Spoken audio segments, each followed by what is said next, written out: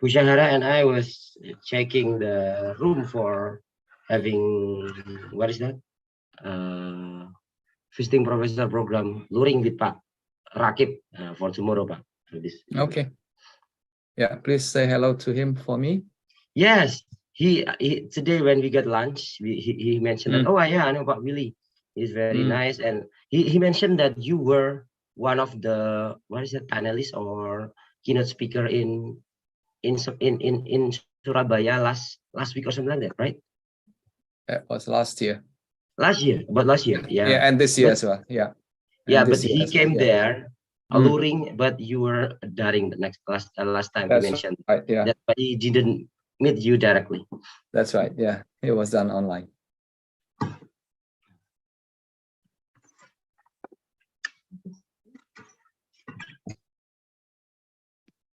Okay, Pak Willy, I think everything is set. Recording and also live YouTube. Let me start now, okay? Okay. Assalamualaikum warahmatullahi wabarakatuh. Adik-adik, assalamualaikum warahmatullahi wabarakatuh. Waalaikumsalam warahmatullahi wabarakatuh. Alhamdulillahirabbil alamin wassalatu wassalamu ala asrofil anbiya'i wal mursalin wa ala alihi wa ashabihi ajma'in amma ba'du. Okay, thank you so much, Pak Willy, for today's session. Welcome again today for our last session for visiting professor program, class of TEFL. And also welcome for another lecturer, Bu Endang. Oh, Mam Endang, one of the lecturer of TEFL is here today. Mami Endang. Oh, Bu Endang. Welcome to class, Mam Endang, Bu Syahara, Bu Ariati, Bu Rini, yes, and the others. Welcome to this Zoom discussion. Hopefully we can have a lot of what is that beneficial discussion and also new knowledge from and new insight from Pak Willy, and of course my beloved students. Okay, today it's going our last session with Pak Willy for the visiting program. I hope that everyone here can use this opportunity, of course, not only for just listening for what Pak Willy said, but also for having discussion, giving the question, and also having some kind of sharing everything that we can share regarding to the TEFL, not only the TEFL, but also another things that we can do with Pak Willy. So today, before we go any further, let's start our activity today by reciting Basmalah. Bismillahirrahmanirrahim. Okay, thank you so much. Okay, without any further ado, I would like to give the time for Pak Willy for having the what's that presentation for the last session of the last session. Yes, the last session. At least for today, the last session. I hope there'll be more in the future. Sure. So that I can get to know you and also to know the students better. Yes, me too, but hopefully we can have more activity in the future. Yeah. Ladies and gentlemen, my topic today is slightly different from the one that I presented in the past two sessions. Today, I will be focusing on a number of things that teachers have been doing, that language teacher educators have also been doing for many, many years. But I think we need to be very careful because what we have been doing may not be well aligned, may not be consistent with what researchers, language scholars are telling us about good teaching practices. Good teaching practices when we teach a new language, when we teach a second language, or when we teach a foreign language like English. Today, I'll be talking about a number, I think you can add more, misguided beliefs and practices in ELT. Misguided means things that are not good, actually, things that we should be doing less, things that we should perhaps, not do too much in the context of teaching language, either in the classroom, in primary school, in secondary school, or even in high school. Yeah, so misguided itu tidak sesuai dengan what is known about best practices in language learning and also in language teaching. So I'm going to share my thoughts on these ideas with you. Okay, And like I always do, I usually start my presentation with the most important message, the most important takeaway. And that takeaway is this. I think we need to examine, we need to look at our beliefs and our practices and be willing to throw away those that are no longer useful. And today I'm going to share with you that many things that we do actually are not particularly useful, in relation to helping our students develop their English language proficiency. That are no longer useful, especially those that impede, that prevent, that slow down the process of English language learning, in Indonesia and also in many other places that are similar in context like Indonesia. So I'll be sharing with you five misguided or five faulty beliefs and practices about English language education. After my presentation, please feel free to ask me questions about this and also to add more if you have anything that you're not very sure that you want to ask me about whether or not those beliefs and practices are consistent with what is known, what research tells us about language teaching and language learning. The first one is about grammar. The second one is about vocabulary. The third one is about text materials, teaching materials, written materials, spoken materials, video materials, whatever materials that we're using for teaching. And number four, strategies. A number of strategies that we've been teaching our students may not be particularly useful. So we need to relook and reassess those strategies, teaching, learning we've been teaching for our students for many, many years. And number five is the idea that native-like fluency is an ideal goal for language learning and teaching. And today I'm saying that that is not a very good goal for you to be, aspiring to. So these are five beliefs and practices yang akan saya coba jelaskan why they are not, why we need to look at them very carefully, and why we need to adjust or maybe change the way we teach or we approach these five ideas. Let me begin the first one. Nomor satu, yang pertama adalah grammar, tata bahasa ya. Seringkali what often happens is that learning a new language, belajar bahasa baru, bahasa Inggris, bahasa Jepang atau bahasa apapun, we always associate the learning of a new language with the learning of the grammar of that language. So grammar plays such an important role. At least many people believe that grammar is important. Now, these are some examples. When I meet teachers, when I talk to people, and when they say that my students can't speak very well, responsnya biasanya adalah, I think their grammar is bad. We need to teach them more grammar. Begitu. Yeah, when they write, when they can't write very well, reaksi spontan selalu adalah, yeah, the grammar is so bad. I think they need to relearn or they need to learn more grammar.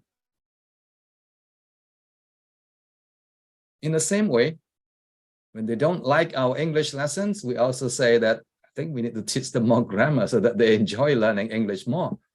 That's a bad mistake. And finally, when they don't do well on examinations, kalau nilai ujiannya jelek, I think they need to learn more grammar as well. Yeah, that to me is not a bad idea. That to me is mistaken, if you like. Now here is why. Yeah.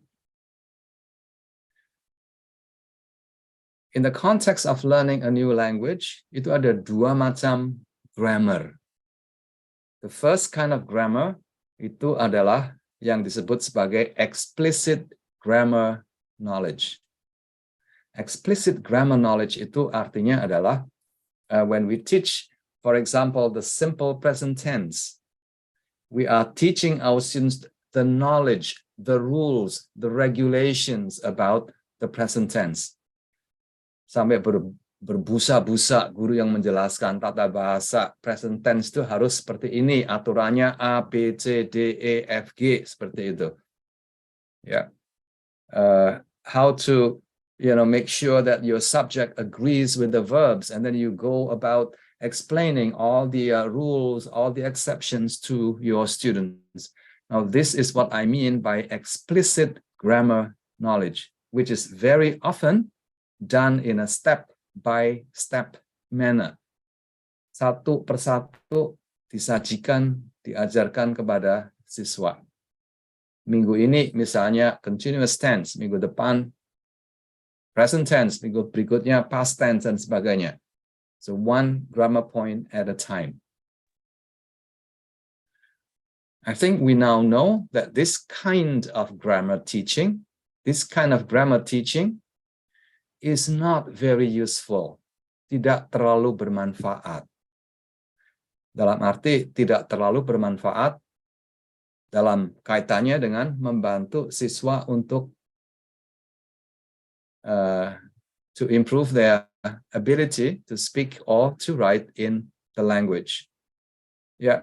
So the question is, should we be teaching more of this? The answer is no. I think we have to reduce, harus dikurangi. Teach less of this kind of grammar. What do I mean by teach less?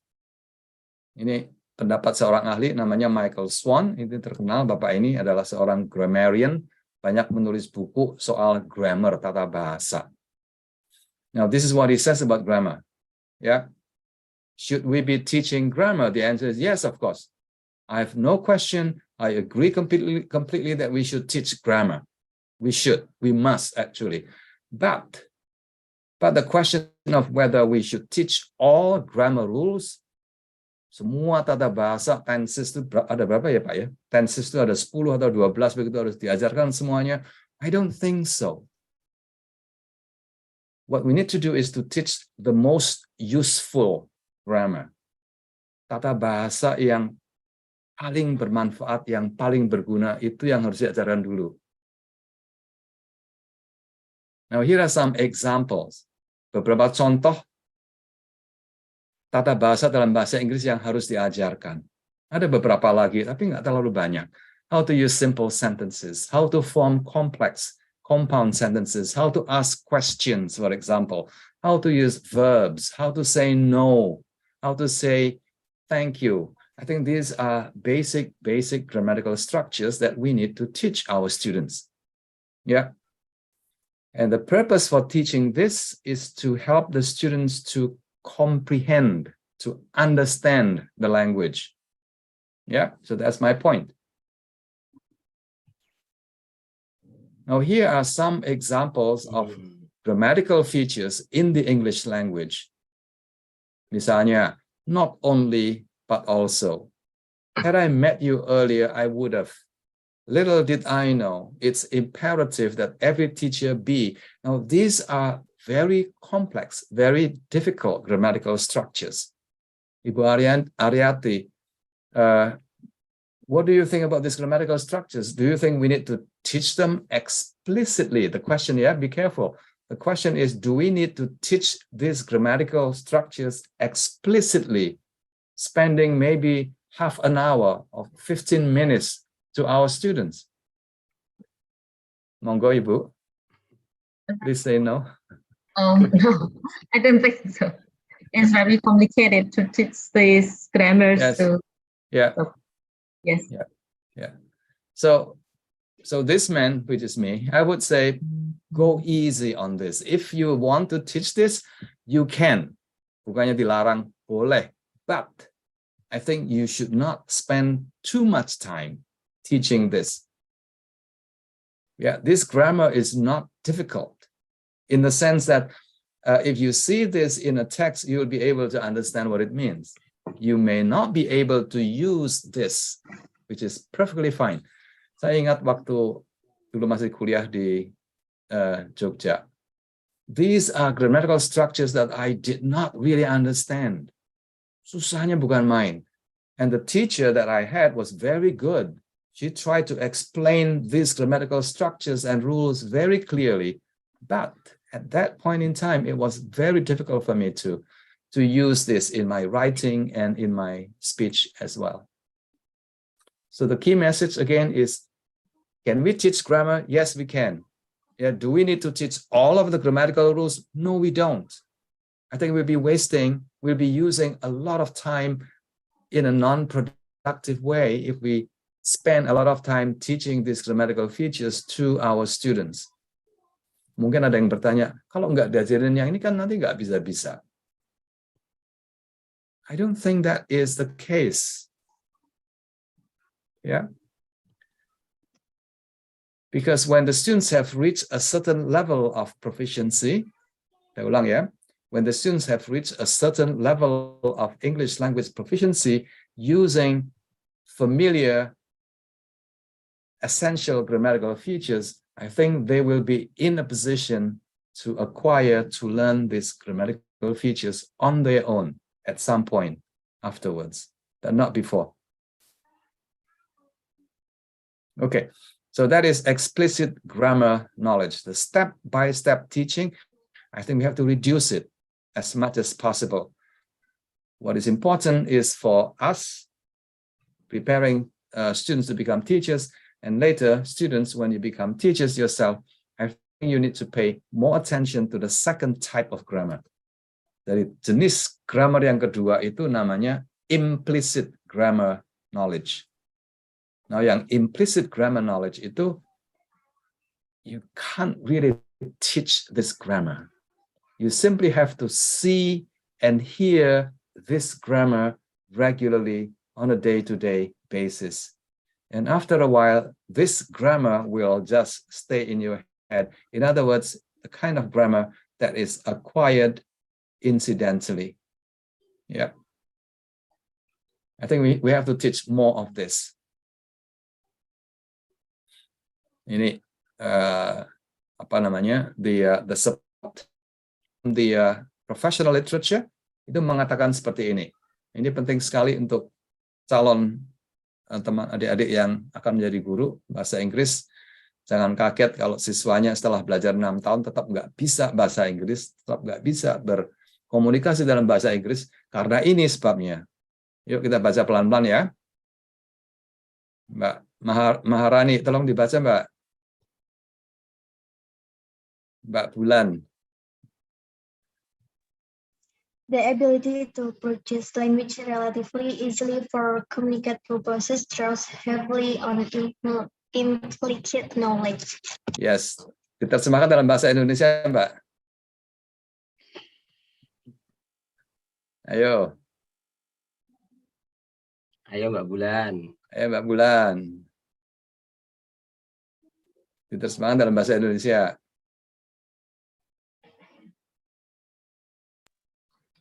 Kemampuan untuk menghasilkan bahasa dengan relatif mudah untuk tujuan komunikatif menggunakan pengetahuan implisit.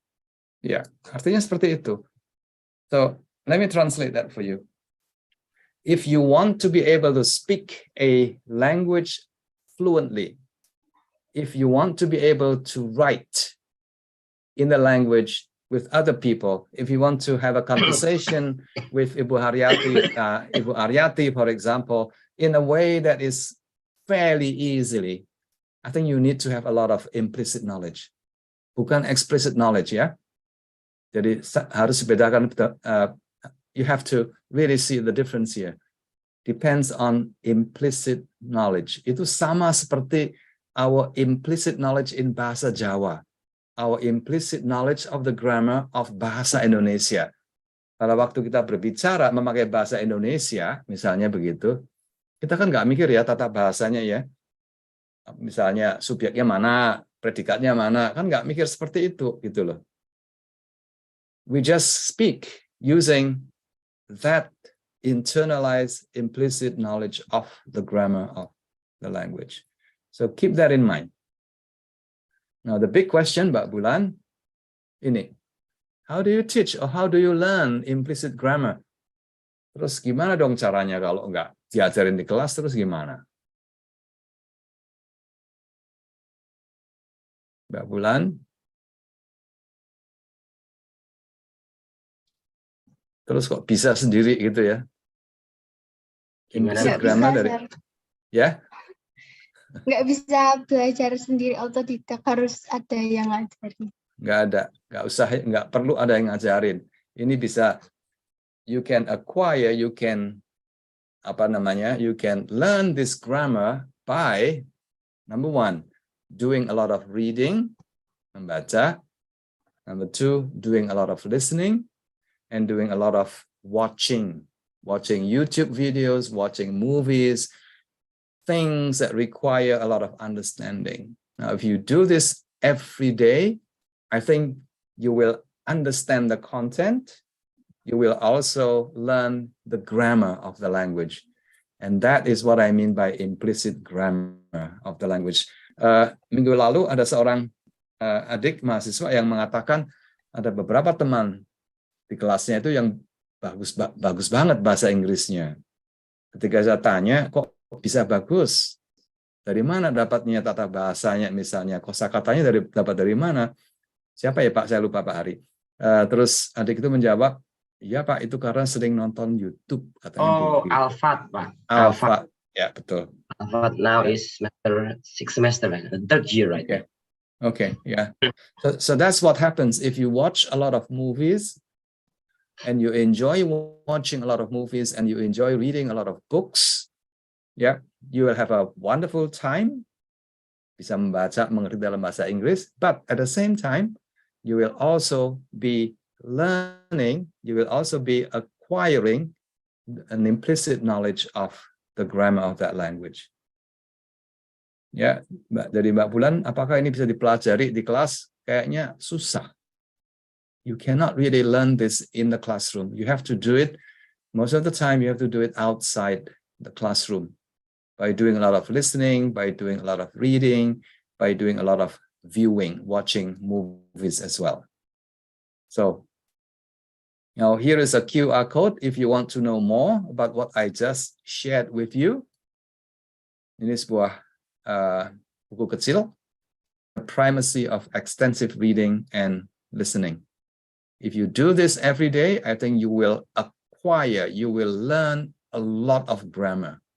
Now, what is interesting is that you will not be able to explain the grammar, menjelaskan tata bahasanya mungkin nggak bisa, but you know you have it in your head. And you can use that grammar for communication. So that, yeah. Number two is about vocabulary. Nah, what is not right, what is faulty belief to me is this, that many teachers often feel that vocabulary is not as important as grammar. And that, I think, is mistaken. That is not correct. Yeah, and very often vocabulary is neglected in our teaching in favor of teaching more grammar. Kalaupun vocabulary diajarkan, seringkali diajarkan dalam bentuk seperti ini. Very decontextualized teaching of vocabulary. One word, one meaning. One word in a sentence, and then you explain the meaning of the word in a sentence.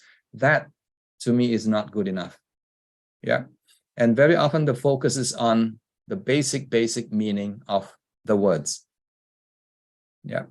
The social meaning, the pragmatic meaning of the words is usually not discussed, not explained in the classroom. And to me, I think that is not a very good practice. Research, ini penelitian yang sudah dilakukan bertahun-tahun itu menjelaskan that there is a strong relationship, strong correlations between vocabulary and language skills. Kalimat ini artinya adalah seperti ini. Language ability, kemampuan berbahasa, kemampuan bercakap-cakap, kemampuan menulis, language ability, kemampuan membaca is to a large extent a function of vocabulary size. If you know more words, I think chances are higher that you'll be able to speak well, you'll be able to write well, you'll be able to comprehend, to understand well as well. Yeah. So the message then is very clear that we need to pay more attention when we teach English in the classroom. We need to pay more attention to vocabulary. Ini sebuah hasil penelitian, mohon maaf ini agak sedikit ribet begitu ya gambarnya ya, but I'll explain it to you very clearly, slowly as well. Ini sebuah penelitian S3 yang sudah dipublikasikan. Si peneliti itu, the researcher is interested in understanding what factors influence students' listening comprehension. So the variable of interest adalah students' ability to understand spoken language. Faktor-faktor yang diteliti ini, a number of cognitive strategies, ya, metacognitive awareness, attention control, memory, and things like that. Di samping itu juga ada dua lagi, whether topical knowledge of the reading materials, of the listening materials has any effect, and also vocabulary. Hasil penelitian itu menunjukkan bahwa vocabulary is the most important factor that influences students' listening comprehension. So when you listen, Mbak Bulan, Mbak Safina, when you watch a movie and you don't understand what is happening, I think chances are that you don't have enough vocabulary. Bukan grammar loh, bukan, but vocabulary. So the message is very clear. If you want to learn more English, you need to increase your vocabulary size. Gitu ya. Ini beberapa catatan dari siswa SMP yang saya interview. And that's exactly what they say about the importance of vocabulary. I have very small vocabulary, sedikit sekali. Actually, I think for learning English, ini bagus sekali nih. I think for learning English, the grammatical rules seldom change. Aturan tata bahasa itu sebetulnya nggak terlalu banyak berubah kok. I just need to build up my vocabulary. Terus satu lagi ini, if I come across one new word when I was listening, I often get stuck and I cannot catch the rest of the information. I think you probably have experienced this as well. You're watching a movie and there's one word that you don't understand and then you stop thinking about that one word, and before you know it, I think you have already missed the next utterances, the next conversation in the movie. Okay. Terus praktisnya seperti apa? Untuk mahasiswa S1 minimal 2.000 kata. Ya. 2.000 kata untuk spoken, for conversations, for presentations. I think you need about 2,000 words. If you want to be able to read and write, I think you need to know more words. You need to know more words. You probably need about 5,000 words. Yeah, if you know 5,000 words and you pick up a book in the English language, chances are you'll be able to understand most of the information presented in the text. Ibu Syahara pasti vocabulary-nya lebih dari 5.000. My prediction kira-kira 10.000 gitu. Kalau Pak Hari 12.000 kira-kira begitu. Kalau mahasiswa 5.000 cukup. Yeah, but 2,000 words I think is enough for you to be able to have a conversation. Mbak Safina, I think if you've been paying attention to the way I give the presentation, you will notice that the words that I'm using in English actually is very small. It's very, very easy to understand as well. So I don't need to use difficult words to explain a lot of difficult ideas in the English language. Yeah. But there is something about vocabulary that is often not discussed in the classroom. Vocabulary itu tidak berdiri sendiri-sendiri untuk dihafalin satu persatu, tidak seperti itu. Because that is just the first step. If you don't know the meaning of a word, you look it up in the dictionary, you know what the word means, that is not enough. Because if you stop there, you will not be able to use that word effortlessly and fluently as well. What you need to know is that words itu often are used together with other words. Itu bahasa kerennya namanya lexical chunks atau lexical bundles. Let me give you an example ya. Jadi kata itu tidak berdiri sendiri-sendiri untuk dihafalin berupa word list yang harus dihafalin, begitu tidak seperti itu. I think that is just the very, very first step. And that first step is not very useful unless you know how the words are used in combination with other words. Ini contohnya ini. Make do. Make do itu jadi satu. Nggak dihafalin make artinya apa, do artinya apa. No. To make do itu is one word, is one unit, and it has a very special meaning. We'll just have to make do with it. Yeah. Let me make it up to you. Make it up to you. Make it up. Itu jadi satu. Terus, make fun of me. Make my day.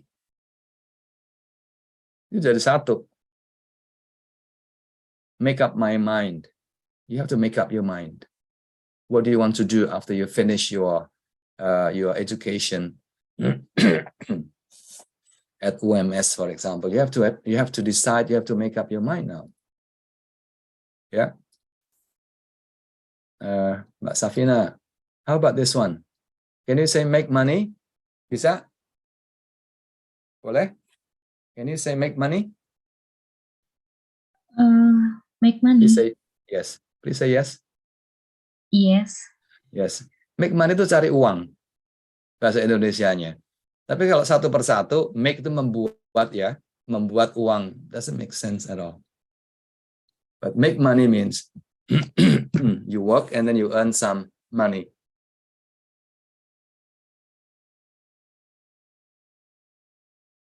Can you say make sure, Safina? Yes? Yes. Make sure. Yes, yes, yes. Make sure that you understand. Make sure that you do a good job. Make sure. Make a sound, bisa? Yes. Like, Make a sound. don't make a sound. Please be quiet. Don't make a sound. Yeah. Lihat nih, kata. What I'm showing you here is the word make. I think you know what the word make means. But look at how the word make is used in combination with other words. And that is something that you need to learn. And this is part of what I mean by, lexical chunks. Safina, make a fuss, yes? Yes, make a fuss. Yes, bisa. You can say make a fuss. Nah, yang ini gimana nih? Make atau do your homework? Do your homework. Very good. Kok nggak bisa make your homework? Sebabnya apa?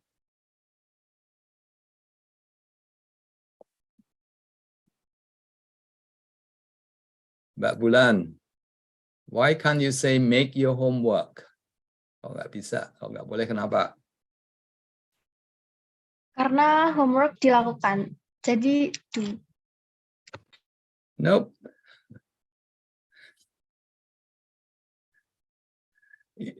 Bahasa itu seperti itu, Mbak Bulan.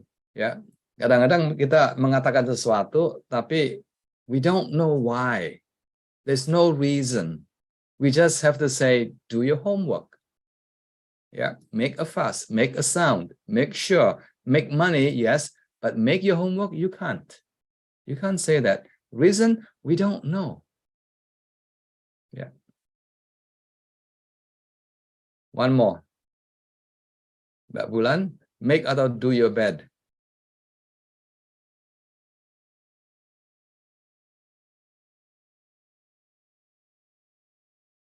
Ayo, Mbak Bulan. Make your bed. Yes. Make your bed. Yes. Make your bed itu artinya apa sih?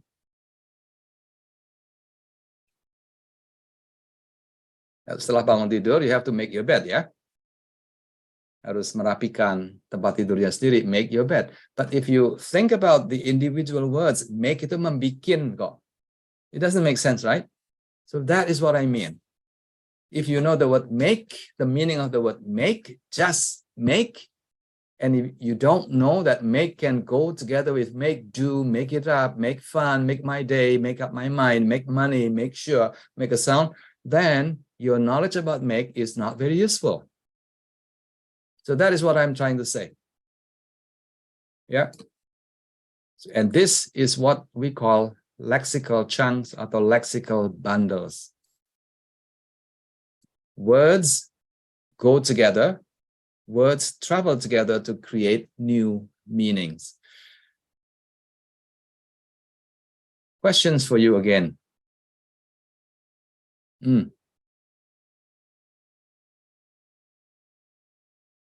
How would you help increase your students' vocabulary, breadth and depth? Breadth itu jumlah kosakata, depth itu kemampuan memakai kosakata itu untuk komunikasi. So how do you help increase your students' vocabulary depth and breadth? Anyone?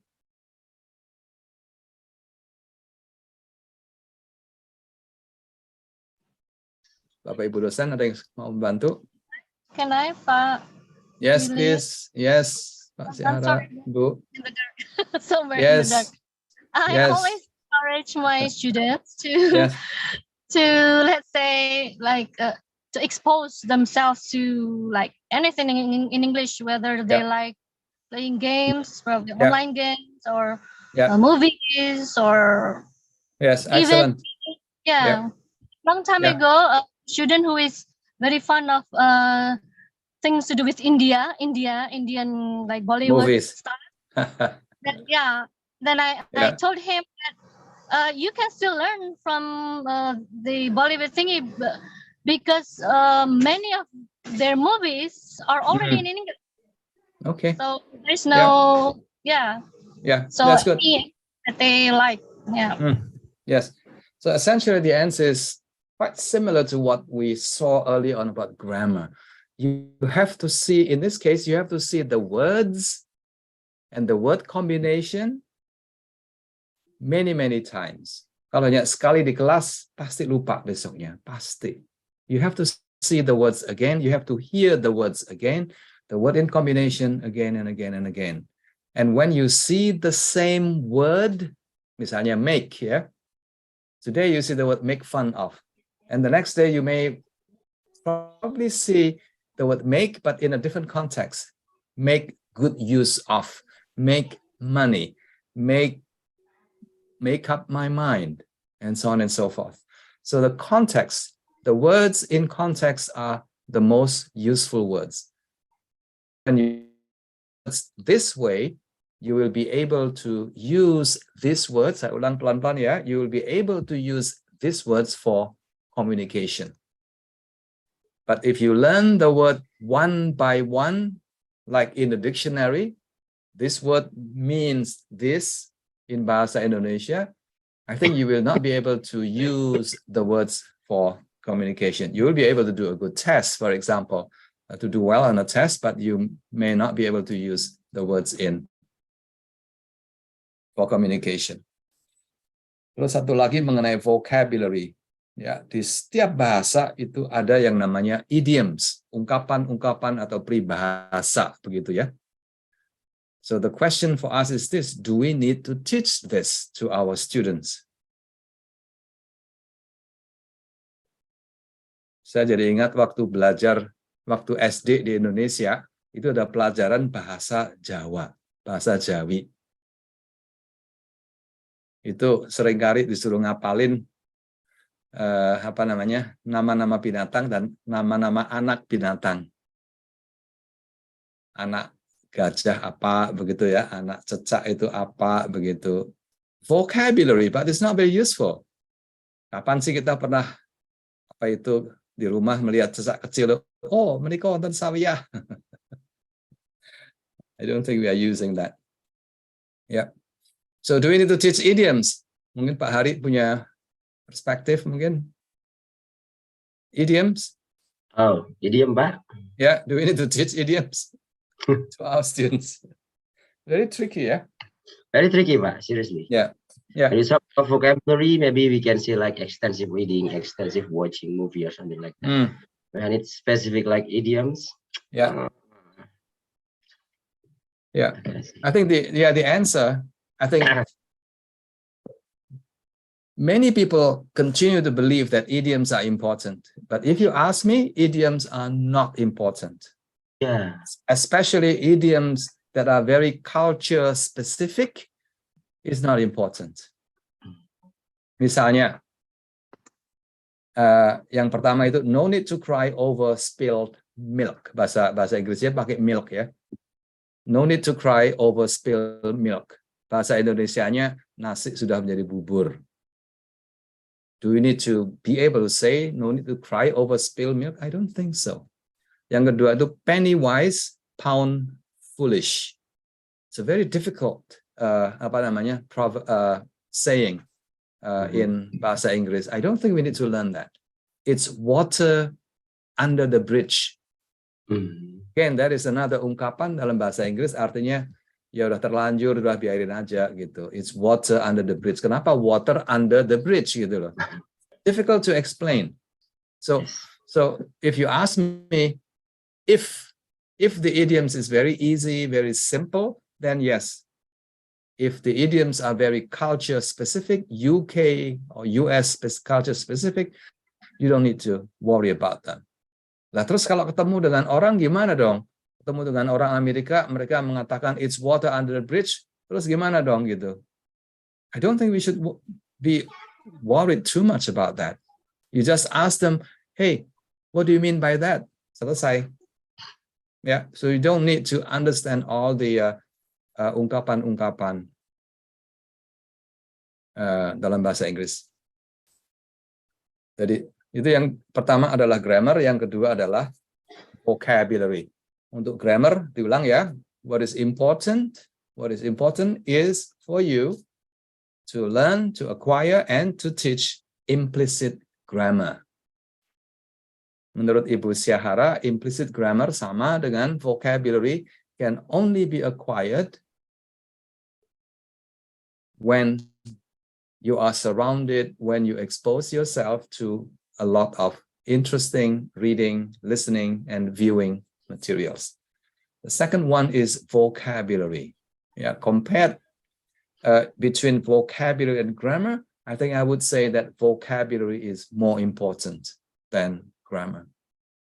So your job is to speed up, to encourage your students to learn a lot more vocabulary, and the grammar will actually follow quite naturally.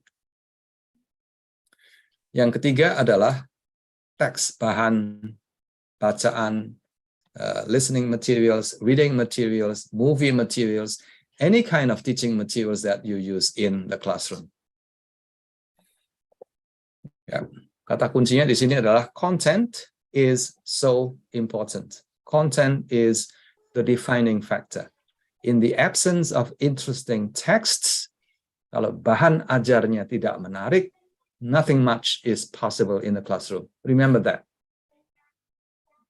So it's your job as a teacher to make sure that the teaching materials, the reading passages, the listening materials that you use are of interest, are of high interest to your students. Ya, terutama materi yang emotionally appealing, materi yang mentally, cognitively interesting and appealing as well. Itu di sisi konten ya. So the first part is that the content will have to be interesting. If the content is not interesting, students will not be paying attention. I think we'll be wasting our time if that happens.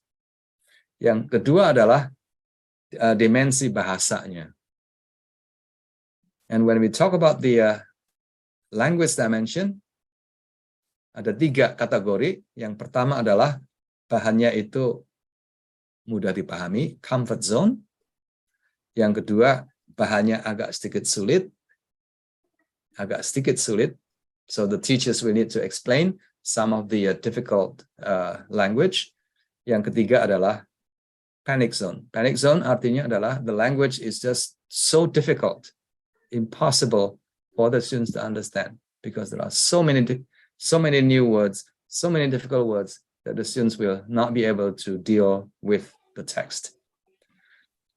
Dari 3 jenis ini, silakan dipilih yang mana yang paling pas untuk pengajaran bahasa Inggris. Ibu Syahara masih di sana? Are you listening or driving or both? Oh, she's driving. Which one is best for language learning? Number 1. Number 1. 2. Number 1, yes. Number 1 or number 2? Yeah. Number 3 is out. Yeah. Yeah. Ya, ini pesan yang penting luar biasa. Kadang-kadang guru itu saking seriusnya mengajar, siswa diberi bahan ajar yang way too difficult. And when that happens, not much learning can happen. So it's either comfort zone or stretch zone. Yeah. But I like comfort zone better than stretch zone. Let me explain why. Yang stretch zone itu selalu ada 1 atau 2 kata yang siswa nggak ngerti.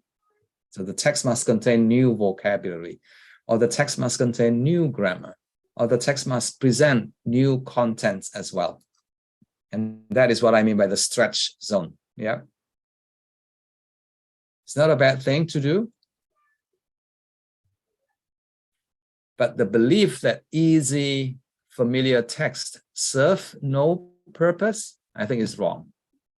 I think Ibu Syahara is absolutely correct that texts that are at the student's comfort zone, easy, familiar, interesting text, is very, very useful for language learning. Jadi Ibu Syahara tadi mengatakan exposure to the English language, entah watching film India atau film Korea atau film Inggris atau apapun, but the language will have to be at your level. The language will have to be easy. If the language is difficult, you won't learn very much from being exposed to the language. Yeah. So dari sisi proses belajar mengajar bahasa, easy text at the comfort zone, nonton film kartun misalnya, which is very easy to understand, is very, very good for you. Yeah. So here are some of the reasons. Easy text is a source of comprehensible input. And comprehensible input is very important for language learning, for language acquisition. Number 2, this is what I said earlier on, easy texts for listening and for reading purposes are a great source of implicit grammar. Ingat ya, implicit grammar yang tadi saya sebutkan. Easy texts are also a great source of deeper vocabulary knowledge. Yeah, if you come across, if you read a lot of easy text, if you listen to a lot of easy listening materials, I think you will come across the same words used in different situations, in different contexts again and again. And that is, helping you in developing your vocabulary depth. Yang terakhir, ini jarang sekali dibahas, language learning requires that you do a lot of consolidation and restructuring. Yeah, if you come across the same words in easy context again and again, I think you will be able to strengthen, to deepen your understanding and your knowledge of the grammar and vocabulary of the language. Questions for you again. Safina, are you still there, Safina? Yes. Can you increase the amount of easy and interesting text in your teaching? The answer is, please say yes. Yes. Yes, very good. And where do you find easy listening and reading materials? Dari mana? Kalau di kelas sih ada sedikit ya, dari apa itu buku pelajaran itu ada, tapi jumlahnya terlalu sedikit. Not enough. So where? Mbak Bulan? Where can you find easy materials? There you go. From Google. audio and reading in the book. Yes, there's a lot of reading and listening materials and also YouTube materials available on the internet. Here are some examples. I think I showed this to you last time. Books for Asia is a great source of easy, interesting reading materials for your students. Not for you maybe, but for your students in the future.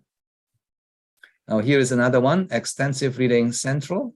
I think this website has a lot of easy and interesting reading materials as well. Reading and listening materials as well. Yep. So again, the keyword for number 3 is that our students need to see and need to hear a lot of interesting, a lot of easy reading and listening and viewing materials, because that is a great source of language learning, because that is a great source of consolidation, that is a great source of vocabulary development, that's a great source of grammar, implicit grammar. Yang keempat namanya learning strategies. Now this is a little bit technical for the students. If you look at the professional literature, I think people are saying that strategy is so important in language learning. Strategy is a magic bullet. If you know the right strategy, I think you'll be able to learn the language very quickly, very easily. Yeah, the literature tells us that good language learners use a lot of strategies. And poor language learners, those who are not very good, they don't use a lot of strategies. And research also tells us that there is a positive correlation between strategy use and proficiency. Maka ada seorang tokoh, Pak Hari pasti tahu, namanya Rebecca Oxford, is one of the top scholars in the area of strategies. Nah, beliau mengatakan kira-kira seperti ini. Strategies are the L2 learner's toolkit for active, conscious, purposeful, and attentive learning, and they pave the way toward greater proficiency, learner autonomy, and self-regulation. And because of that, teachers are, are excited about this, and teachers teach a lot of strategies to the students. And one of the strategies for learning vocabulary is what is known as guessing the meaning of the words from context. Yeah. Now the question for us is guessing the meaning of the words in when you are listening or when you're reading a good thing to do? My answer to that is yes, it's not a bad thing. But will that improve your English language proficiency? The answer is probably not. Because if you don't know enough words in the first place and you try to guess the meaning of a new word, chances are your guess is likely to be incorrect. Your guess is likely to be wrong. Yeah. So the first thing for you to do is to improve on, to increase the number of words that you are learning. The strategies you can use, but it's not particularly powerful in helping you to improve your language proficiency. Now here is an example. Ibu Syahara, silahkan. I would be happy to send this research to you. Thank you very much, Pak. Yeah. And you can replicate this if you like. Yeah, the study is very interesting. It was done in Thailand. Thailand itu sama seperti Indonesia. When we talk about English language learning, Thailand is the same like Indonesia. English is a foreign language there. And most of the students, interestingly, are not very good with English. The majority are not very good. I'm sad to say that that is the case in Indonesia. Many of our high school students, many of our SMP students are not able to speak the language. Now, the question that this person is investigating is this: will teaching metacognitive strategies help Thai EFL students in understanding spoken language? So that to me is very interesting. Yeah. The participants are 64 undergraduate students, non-English major students. Jadi bukan English major tapi non-English major students ya, yang mengambil mata kuliah MKD apa gitu ya, MKDU atau MKD gitu. And the 64 students were divided into two groups.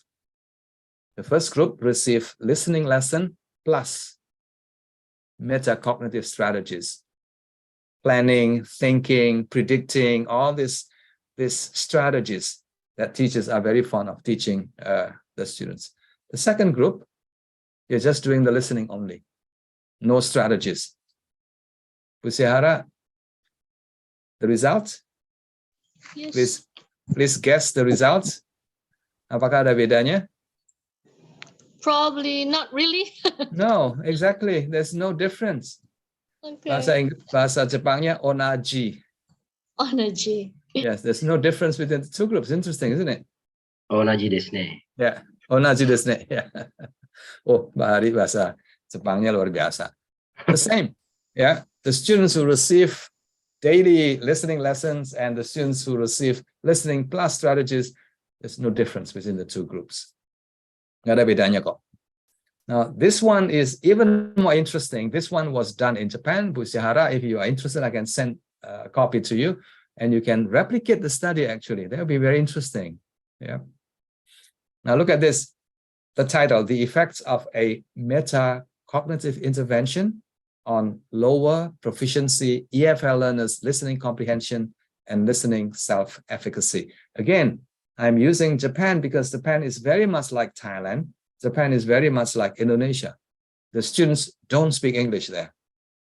Meskipun sudah didatangkan begitu banyak guru-guru bahasa Inggris dari Amerika, dari Inggris dan sebagainya, but the ability continues to be not very high. Now here is the context. Participants 129 EFL college students in Japan, ini mahasiswa non-English major. Level bahasa Inggris mereka A2. A2 itu very low ya. A1, A2, B1, B2, C1, C2. Ini yang very, very low. Now this time, the researchers divided the groups, the students, into three groups. Now be careful now. Group 1, strategy plus listening lessons. Plus listening input. Strategy plus more listening. I think that's what it means. Group 2, strategy plus the usual listening lessons. Are you with me, yeah? And group 3, listening lesson only. Ada tiga ini. The first one is strategy plus more listening. Yang group 2, strategy plus the usual listening lesson. Yang ketiga, control group, listening lesson only. The results, Bu Sihara? Not really effective. No. Yeah, the results are interesting. Look at this. Ya, jadi penelitian itu. Oh, happy. Yeah, they're happy. The students are very happy with the treatments. Yeah, when they were interviewed, they told the researchers that they were very happy, and they said that they were more confident. That's what they said. They were confident of their listening ability. Yeah. Tapi hasil tesnya itu seperti ini. Lihat nih. Oh, Nih. plummeted. Ya. So group 1 and group 2 itu yang experimental group ya, yang dapat strategy training itu malah drop. their performance dropped from pre-test to post-test. Yang biasa mengikuti pelajaran listening biasa itu malah ada kenaikan dikit gitu. Yeah, so be careful. I think the message that I'm trying to get across to you is this. If your students are still at the lower level of English language proficiency, strategies, teaching strategies is not going to be very useful for them. So I agree with you, Ibu Sihara. Give them more listening practice, basically. Give them more reading practice. A lot of listening, a lot of reading is good.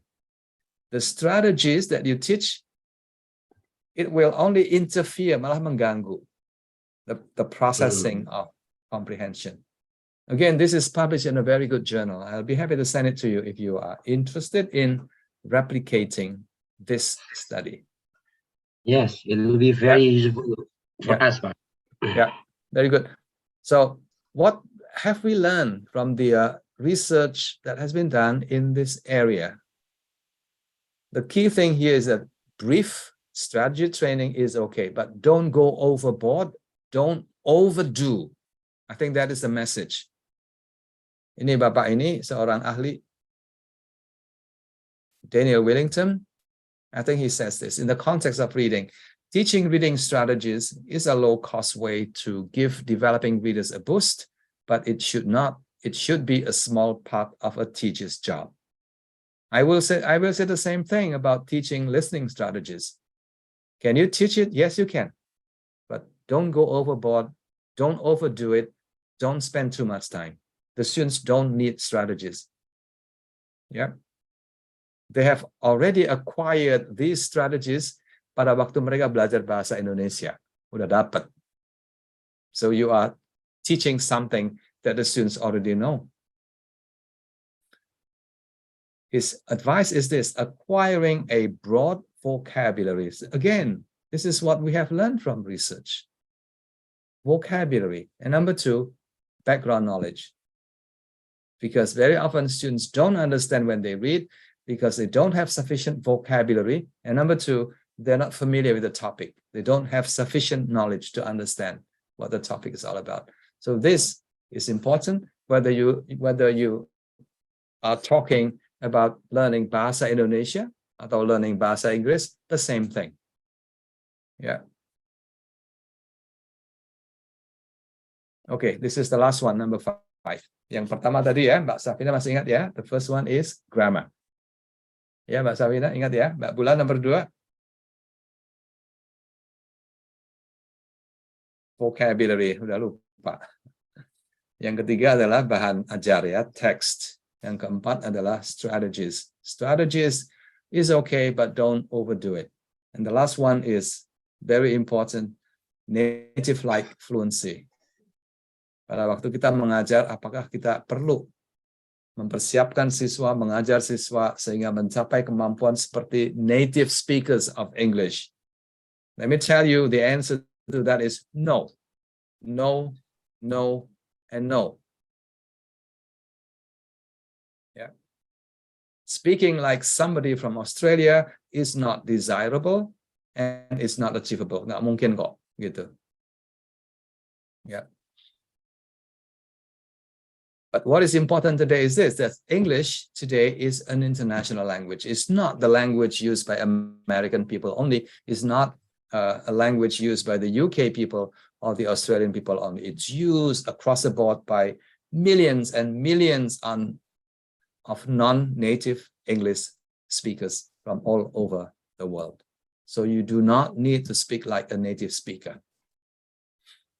Bahkan sekarang ini native speakers itu malah harus belajar lagi bahasa Inggrisnya supaya mereka bisa berkomunikasi dengan orang Indonesia, supaya mereka bisa berkomunikasi dengan orang Jepang dan sebagainya. Kalau tidak, when they speak, nobody understands them.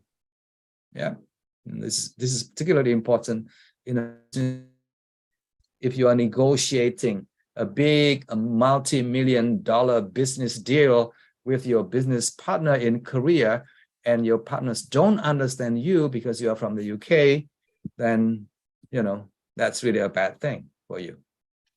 So again, even native speakers have to learn to speak to understand people like us from Indonesia or people from Japan and other places. Ya. Jadi standarnya sekarang itu adalah yang pertama, when you speak, you have to be understood. Ulang ya.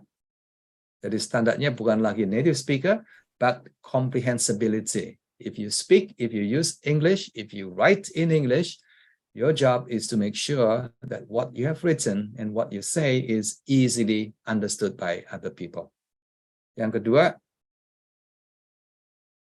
adalah when you speak, you have to make sure that your language is socially and culturally acceptable as well. Now, this is important because young teenagers, young people often pick up a lot of words, swear words. Itu bahasa swear word itu apa ya Pak Ari ya? Bahasa Swearing, menyumpai, menyumpai, Pak. menyumpai. Ya. Yes. Bahasa Jawa itu misuh-misuh itu loh Pak. Ya betul, misuh, Pak. Itu kalau nonton film Amerika itu kan banyak sekali. Every single sentence itu ada kata misuhnya. Sure.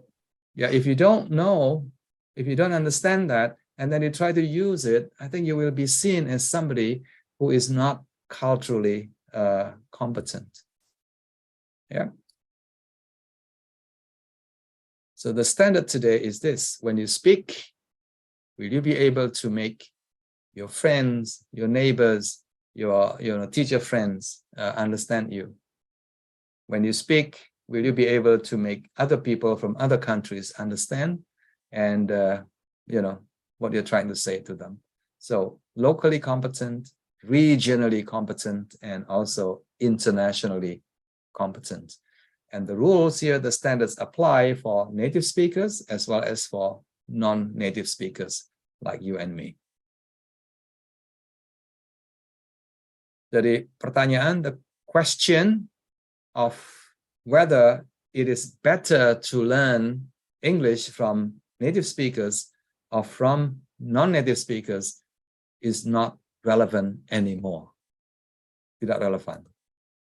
What is important now is this. Yeah, whether you are an effective teacher or whether you are an ineffective teacher. So a native speaker can be a bad teacher. A non-native speaker can be a good teacher, or the other way around. A non-native speaker can be a bad teacher. A native speaker can be a good teacher. Doesn't really matter. What is important is whether or not you are professionally competent to be an English language teacher. So, kesimpulan again, Mbak Bulan, ada 5 ya. Yang pertama apa Mbak Bulan? Dibaca. First one is Grammar, vocabulary, grammar. text. Wait, not too fast. Yeah. The first one is grammar. What is the pesan? What is the important point from our discussion about grammar? Itu yang penting ya. Yeah. What is important about grammar? Ya. Yeah. Yang lainnya boleh membantu juga. What is important about grammar? Step by step-nya. The step-by-step thing is not that important. Yeah. I think we should remember that the step-by-step teaching of grammar, I think we should reduce, we should do less. Jadi, apa itu, cara kita berpikir, ya belajar tuh harus step by step gitu ya. I don't think that is applicable for English language learning. Kurang pas itu sebetulnya. The step-by-step teaching of grammar is not a very good idea. So what we need is to help our students to acquire the implicit grammar. Implicit grammar. Mbak Safina, point number 2 is vocabulary, yeah? Okay, so what is the main point about vocabulary?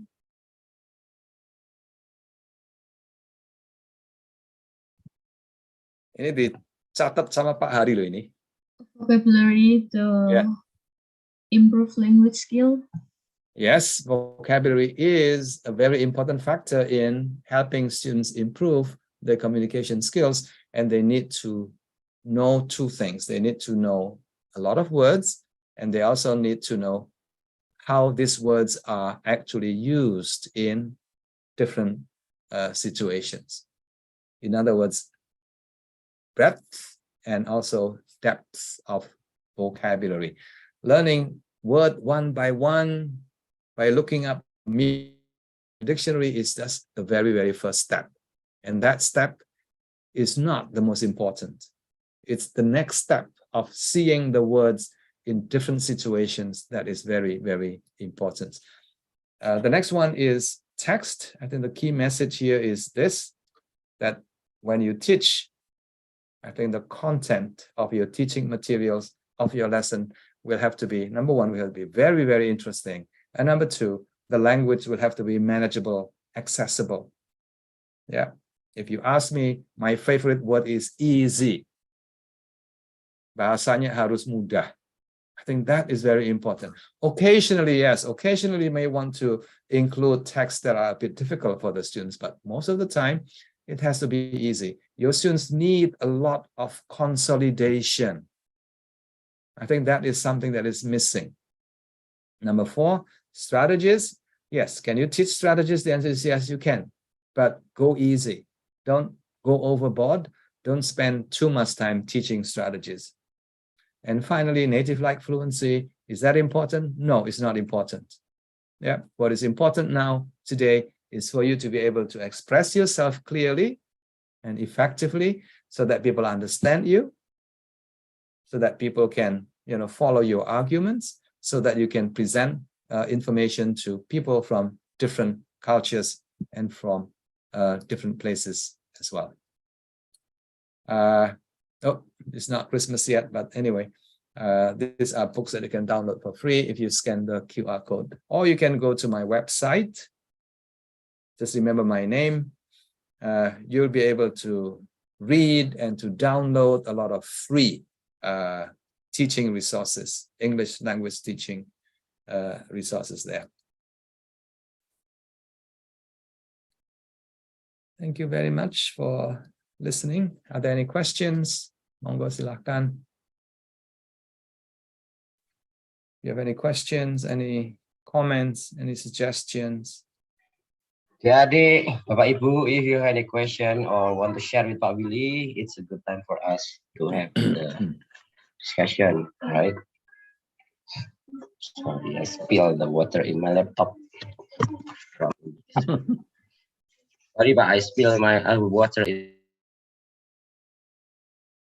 Oh, that means you can get yourself a new laptop.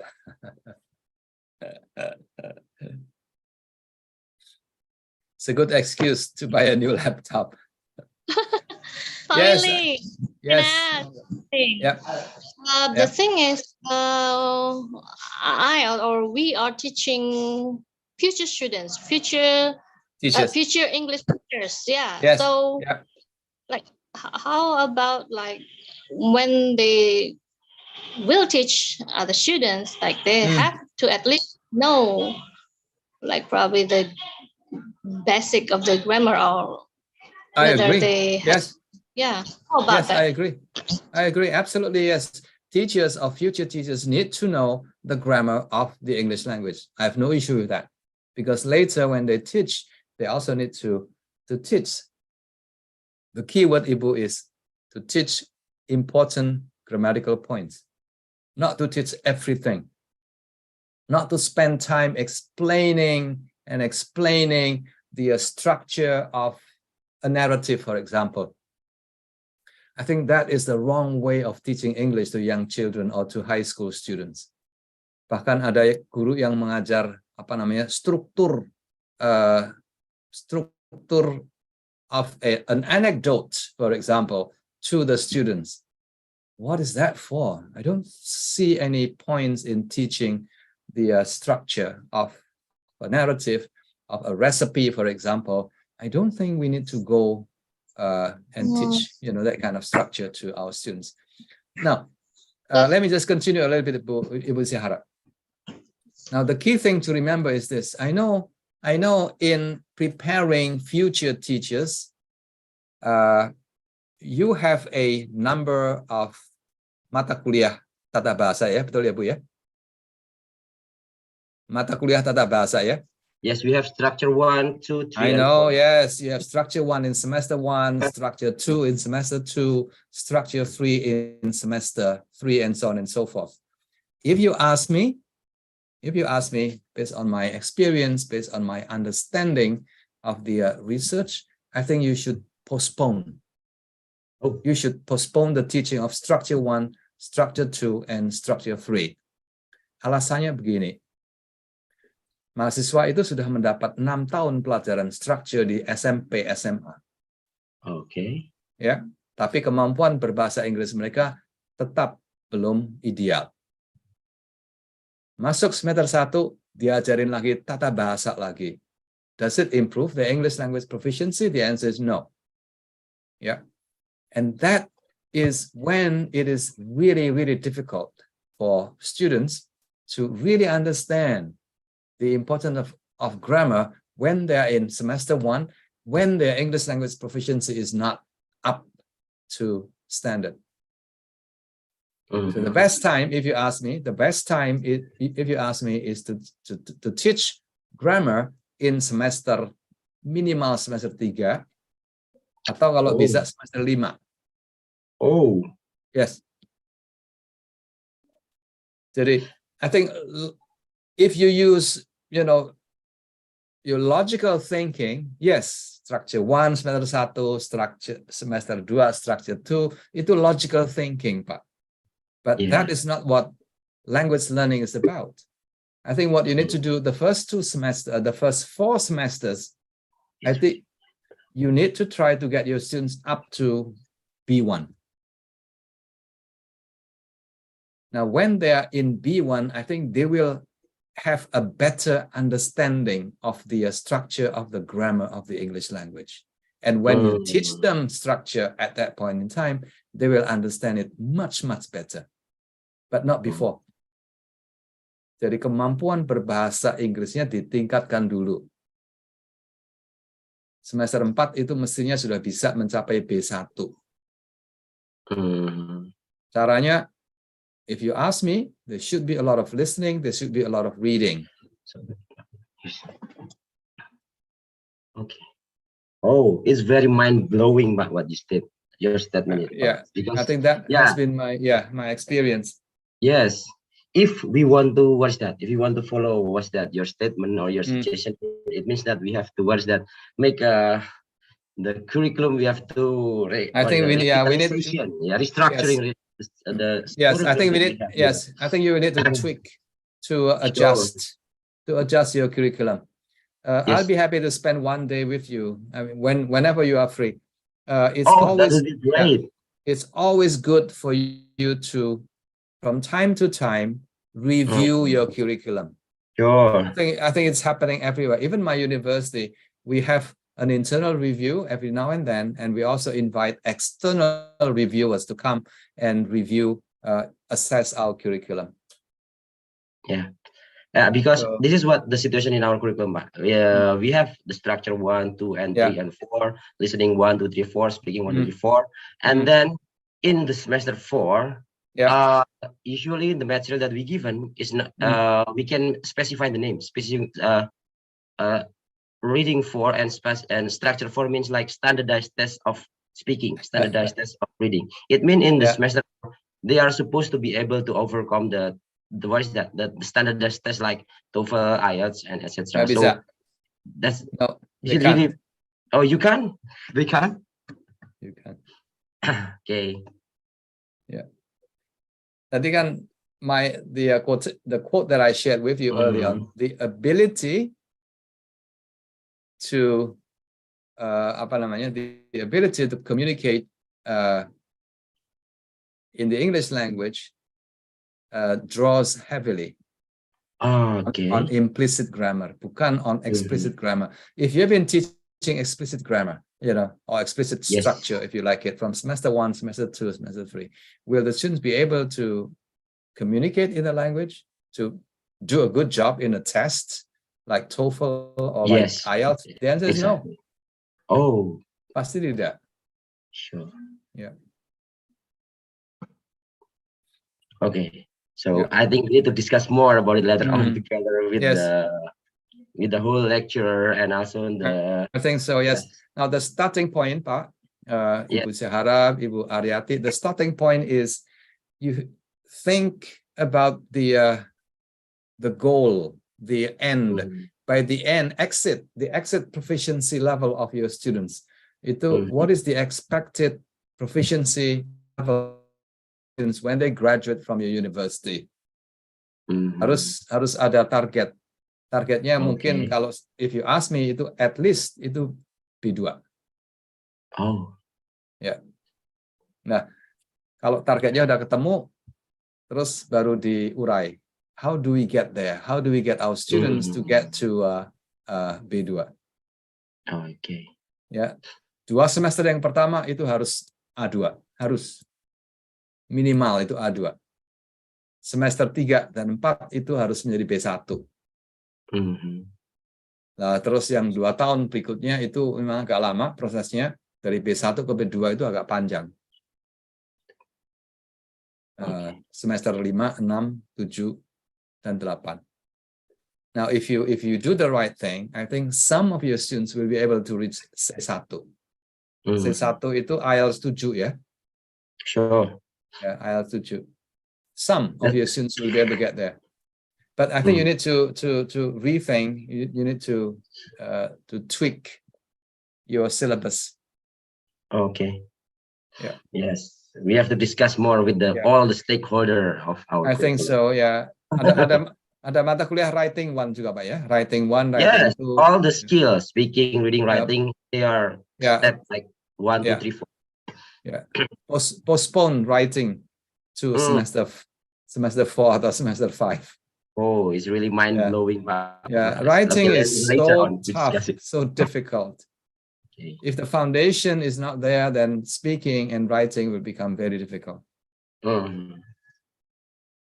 Okay, Bapak Ibu, adik-adik, if you want to have anything to share, please. Mungkin Bu Mami Endang or the others, Bu Aryati. Oh, Bu Endang is teacher here. of TEFL here. Bu Endang here. Mami Endang is the teacher of TEFL in our study program. I'm so sorry. Okay, not rather active, Pak Willy. I'm so happy to listen to your presentation, Pak Willy. Sehat selalu. I still remember Pak Willy long time ago when I was young. Oh, when you were young. I was young. long time ago when I was young, and I was in charge of the head of the English department. So what is it? I have a course called integrated course. Integrated course at semester 1 and 2.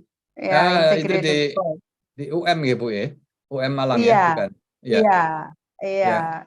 Saya memang saya export that kind of syllabus from UM. Yeah, I think that makes a lot more sense. Yeah, integrated. Integrated makes a lot more sense. So I try to bombard the students to improve their English first. Okay, so I think it's makes sense, Pak Willy, when you are talking about grammar in semester 1, semester 2, they become quite, what is it? It's difficult. Yes, it's way too difficult for your students. Yeah. So I think we can sit down and discuss this further. One thing I want to share with you, dealing with the teaching methodology recommended by the government right now. Long time ago in curriculum 2024, it's rather makes sense when we use it for teaching English because it's genre-based instruction. Yeah, we start with stages of building knowledge of will, etc. But so far, the implementation is also rather confusing. But I think it's still applicable for teaching writing. So genre-based instructions still applicable for the teaching of writing. But for the teaching of English in general, at junior, senior high school is rather confusion because you see them, the students just memorize what's actually descriptive text. What are I they? know. Yeah. That's not very useful. Yeah. Yeah. Then curriculum 2013, another teaching methodology recommended by the government was the scientific method. With 5M. Okay. So what is meant by mengamati, menanya? So what is menanya? People have a lot of what is it? Confusing notion about what is menanya here. Itu scientific knowledge itu sumbernya dari prinsip-prinsip ilmu pendidikan pada umumnya. Tapi bukan untuk tidak secara khusus untuk belajar bahasa Inggris. I think that is the problem. Yeah. And then for current recommendation for curriculum 2021, the government recommend to use differentiated instruction from Tomlinson. Ya, itu juga dari differentiated instruction and then again dari prinsip itu prinsip apa itu educational principle, general educational principle, bukan khusus untuk belajar bahasa Inggris. Itu aplikasinya untuk semua pendidikan, matematika, science, and so on. I like the idea, but I don't think it's for developing basic proficiency. Okay, so that's it, Pak. Really. So thank you. Thank you for the input. Because you see that when the government recommend to use a certain curriculum, then it's used for all. And sometimes it's not quite suitable for the teaching of English as a foreign language. Okay. So I agree with you with not English as foreign language, but English as lingua franca. So we try to introduce the students about English as lingua franca. I think that's the way to go. The most important thing is that understandable when you speak English and other people understand you well. Okay. Yes. Nice. Muda. Nice point. Yes. Pak Willy awet muda. Boten. When you were young, I was young as well, but not anymore now. Okay. Thank you, Pak Willy. Sehat selalu. So I think it's a good idea for Pak Arianto to discuss about what Pak Willy's advice about grammar, etc. Because the students become, so grammar always, starting from junior school, grammar. Even when too much, teach, students shouldn't try to teach English for young learners. They also teach grammar. No, don't say so. Because it's, become grammar-minded. Grammar-minded. I think we should teach less, not more. Belajar bahasa itu bukan dengan cara diajarin lebih banyak. No, ajarnya sedikit saja. I think we can reduce it to like 20%. That'd be good. Monitor theory from Krishna, I think, is still quite applicable right now. Oh, very, yes. I think so. A lot of exposure to English because you see right now exposure to English is very, very easy compared to a long time ago when I was young. Oh yes, I agree. Yes, absolutely. Yes, and we should we should leverage on that. I think we should capitalize on that. The first 4 semesters itu lebih banyak pada immersion, a lot more exposure. Make sure that the students are surrounded, literally surrounded by the language on a daily basis.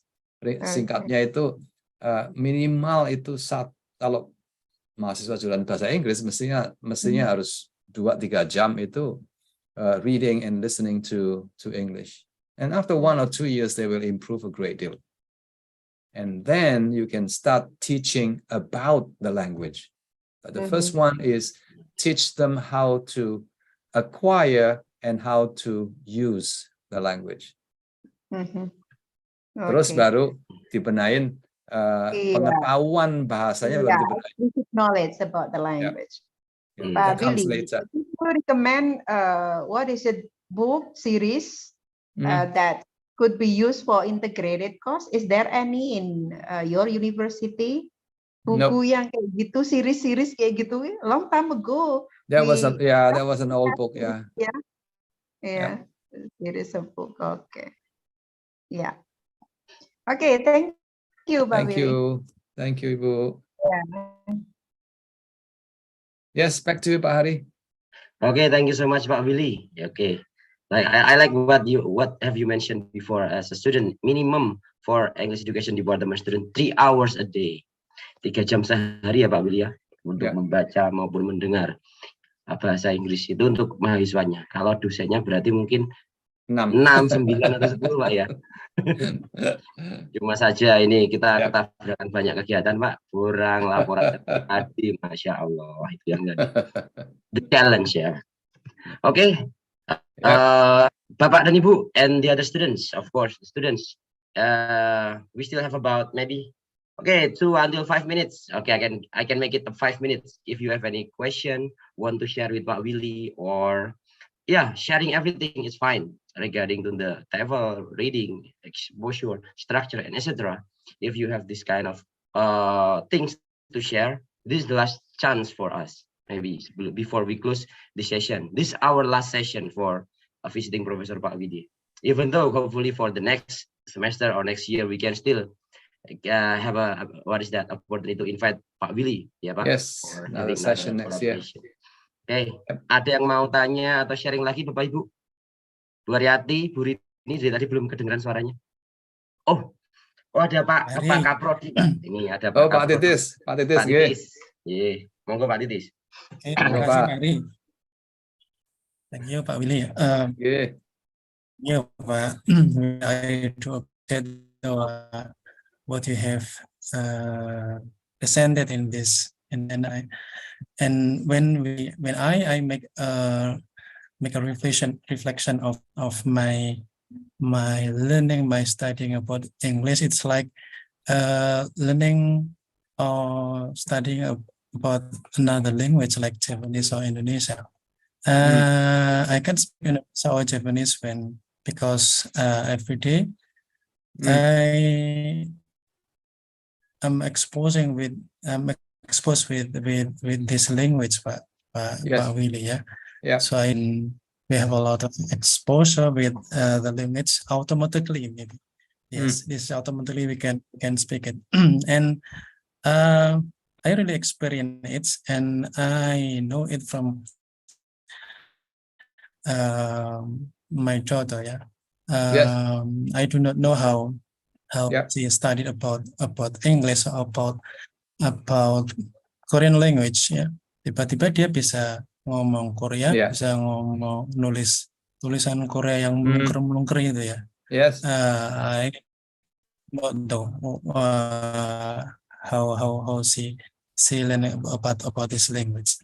And I'm also I also agree with you when we choose the text. It should be very, very interesting. I'm enjoying the movie or like Braveheart or The Last of Mohican daripada attending the class ya. Yes, more interesting. That is more interesting, I think. And this is our homework for No, Pak, continue please. No, it's fine. Oh, okay, thank you, Pak. And this is our homework in our department to to make the circumstance, to make the environment of learning English like the natural way. Like we learn about Japanese, bahasa Indonesia ya. Yes, Kita I bisa think- bahasa Indonesia tiba-tiba saja, bukan karena pelajaran bahasa Indonesia yang Yes. Yeah. saya tidak ingat Pak, Yeah. pelajaran bahasa Indonesia itu apa ya, Pak? Kalau diajar di kelas bahasa Indonesia But, malah bingung. bingung malah Malah dengan bingung. bahasanya sendiri, betul Pak Willy. Yeah, I think we need to make a Yeah, distinction between, learning the language and learning about the language. I think we need to keep a good balance there. I think the starting point will have to be learn the language and learn how to use the language, and then you can learn about the language, because eventually you'll be working as a teacher, as a professional teacher. So you need to know the language and you need to know about the language.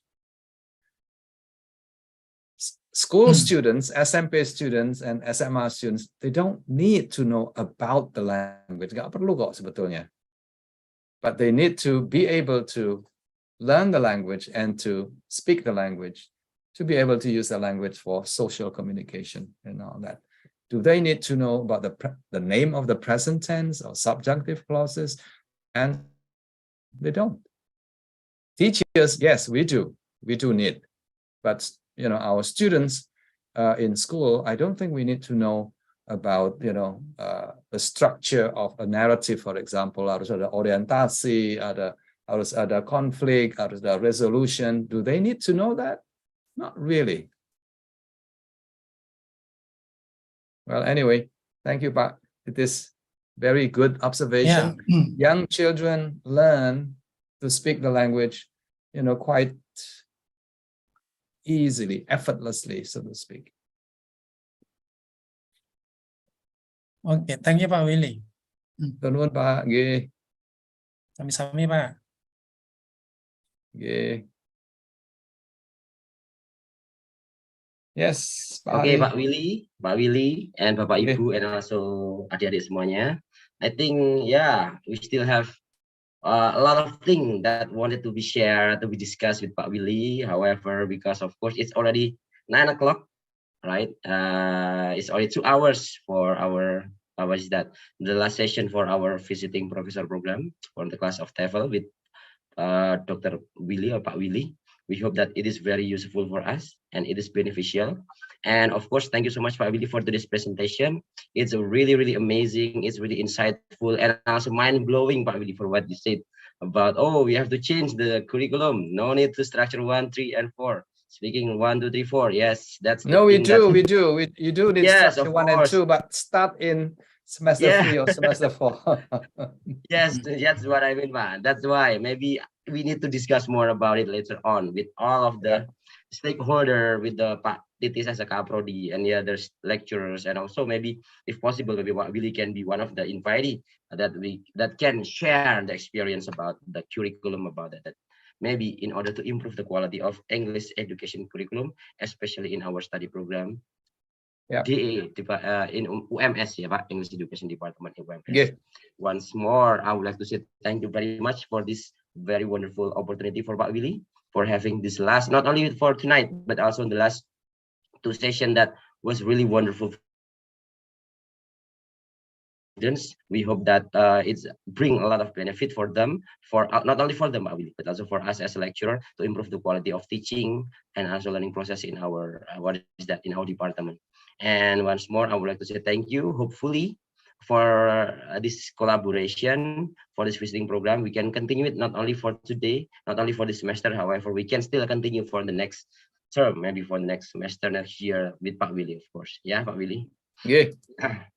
It's really an honor to have with you, Pak, here. Okay, before Thank you, we close, maybe we can have a photo session first, Pak. Yeah? Or yes, or maybe Pak Titis want to say something for Pak Willy before we close. Okay, yeah. Thank you very much, Pak Willy. Hopefully we will meet again another opportunity. Hopefully we can meet face to face in Solo. Yes, that's what we hope, Pak. My favorite city. Yes, thank you, Pak. Yes. We City can of have you. president. Okay, yes, our president is here. Yes. Okay. Please come before 2024, before Yes. we change the president. Before we have a new president. Yes. Well, Okay, adik-adik, Bapak Ibu semua dan Pak Willy, please if you may, maybe you can turn on the camera. We will have a photo session for this last session of visiting Professor with Pak Willy. Okay, thank you. Oh, Budi Haryanti. Budi Haryanti. Ibu Muamaroh. Okay, we didn't see you before, but now everybody is on. Thank you so much. Ini ada Pak Toibi. Ini nggak satu kamera dengan Bu Am atau sendiri-sendiri. Oke, nggak apa-apa. Oh, Bapak Ibu semuanya silahkan di on cam. Oke, adik semuanya kok baru sedikit ini adik semuanya nih mana atau ini ayo Bu Dik Susi, Mbak Susi, Bu Susiati, Mbak Rika Retno, Bu Syahara. Oke, the others. Oke, thank you everyone. Let me count 1, 2, 3 ya. 1, 2, 3, smile. Okay. Once more for the next, for the next. Okay. 1, 2, 3, 4. Okay, the last page. Oh, we have a lot of participants tonight, Pak Willy, for for saying goodbye to Pak Willy.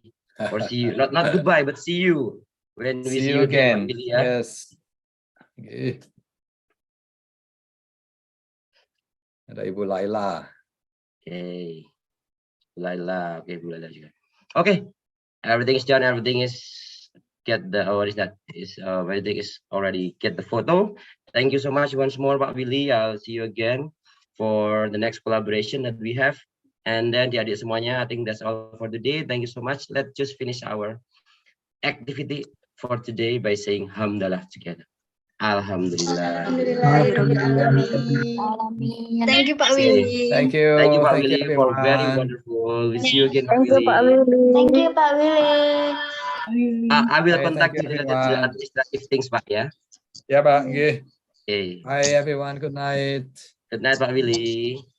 Very good night, Pak Willy. Thank you Okay, very Pak much. Willy has already leave. Selanjutnya, adik-adik, sebelum kita selesai, sebelum saya close ya, ini ada pengumuman. Bapak Ibu semua dan juga adik-adik, besok insya Allah untuk mata kuliah semester 4 dan semester 6, kita reschedule semuanya. Secara official kita minta ke Bapak Ibu dosen semuanya ya, untuk mereschedule mata kuliah yang semester 4 dan semester 6. Sehingga nanti adik-adik semuanya mohon dengan sangat akan bisa join dalam kegiatan visiting professor yang nanti akan, visiting professor lagi, ini nanti dari Monash University dengan Pak Rokib Chaudhuri, yang insya Allah akan kita laksanakan secara luring, mulai dari pukul 8.30 di Gedung Siti Walidah lantai 7. Nanti akan ada 2 sesi pagi jam 8.30 sampai nanti jam 15.30. Insya Allah nanti akan ada snack dan juga makan siang. Jadi don't worry, you don't have to be worried about feeling hungry or something during the activity. Yang penting please datang aja. Teman-temannya semuanya diajak. Semoga nanti insya Allah nanti akan lebih diskusinya akan lebih intens karena face to face. Nanti datang langsung diskusi langsung secara face to face dengan narasumber dari profesor dari Monash University, and it's also going to be a very good opportunity for you if you want to know more about Monash University. Maybe someday after you graduate from this university, you may continue your master degree in Monash University. Amin ya robbal alamin. Or maybe doctoral degree for the lecturer and also for the students, of course ya. Please come. Selamat silakan datang semuanya ya. Begitu ya adik-adik, bisa dipahami? Halo, bisa dijawab pertanyaan Mr. Hari? Yes, sir. Ya, silakan ya. Besok silakan datang mulai jam 8.30. Bu Syahara mungkin ada mau disampaikan selaku panitia atau Pak Titis mungkin? Ya, harus datang besok ya. Pak Titis mungkin ada mau teman-teman disampaikan, semester 4 dan 6 silakan besok datang ya. Rakib orangnya menyenangkan seperti Pak Willy.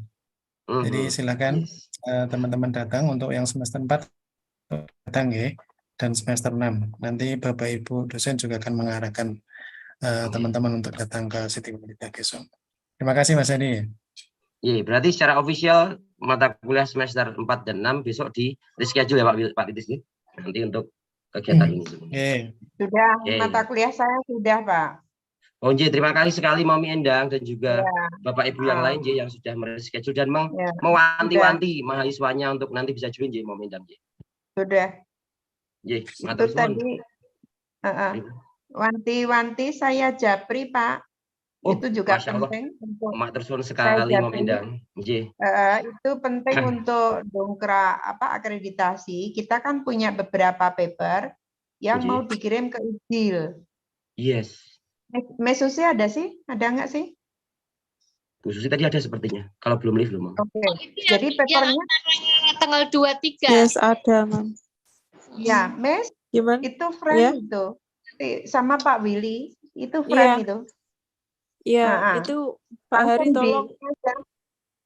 Langsung di ini aja. Saya tuh Iya. mau ngomong nggak enak karena paperku. Oh, nanti Iya. saya komunikasikan Mom untuk sama Prof Willy, Ya, Pak Willy. Jadi itu ada Saya beberapa Hari- paper. Sekarang Pak ada Hari- di Mesusi. Pak Hari, saya minta nomornya Pak Willy, Pak. Oh iya nanti Bu ya. Nanti saya share. Ya. Pak Hari, J dalam Mom. itu kan ada beberapa paper itu mau dipublish di IJIL. Nah, itu kan untuk akreditasi kita. Terus, nah diminta untuk mengirimkan 3 reviewer dari luar negeri. Ya itu menurut saya Pak Willy itu ya udah pas banget itu. Artinya kan ibaratnya udah kayak orang kita gitu yang bisa help kita. Gitu. Beliau sangat open sekali Mom sama kita, sangat welcome kalau ada kegiatan apa-apa. Insya Allah akan selain Pak Willy itu nanti yang dari PSU. Monash. PSU bukan yang dari Abel dari Abel. Oh, J. Ya udah itu saja dari saya. Terima J, matur kasih. suwun Mom. J, insya Allah nanti kami follow up Mom. J, Bapak Ibu, Moten J dan juga adik-adik semua, sampai jumpa lagi besok pagi. See you in the morning, please. If possible, come on time before 8:30 ya, biar nanti kita bisa mulai tepat waktu. Saya kira itu aja. Ada tidak ada lagi yang disampaikan, saya kira cukup nih. Matur suwun semuanya, terima kasih. Mari kita cukupkan dan baca hamdalah. Alhamdulillahirabbil alamin. Sekian dari saya. Wassalamualaikum warahmatullahi wabarakatuh. Waalaikumsalam warahmatullahi wabarakatuh. Terima kasih, Pak. Bapak Thank Ibu. you, sir. Yeah.